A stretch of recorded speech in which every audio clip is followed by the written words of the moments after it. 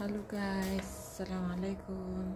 Yan guys, papakita ko lang ang sasakyan sa loob ng aming bahay.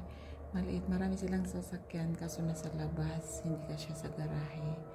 Pinapakita ko na sa bansang Middle East, mas marami yung maliliit na sasakyan kaysa malalaki.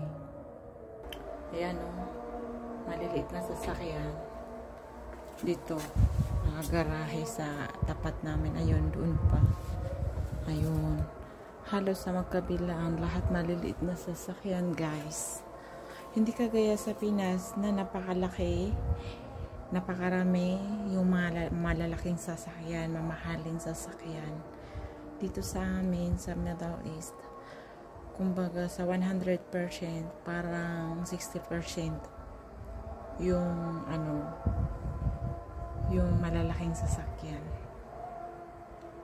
Mas gusto nila yung maliit kasi bukod sa mura, service kahit saan sila pupunta, hindi sa atin para masabi na hindi lahat para masabi na maraming pera, pero halos lahat ng bahay dito may camera sa labas, magkabilaan.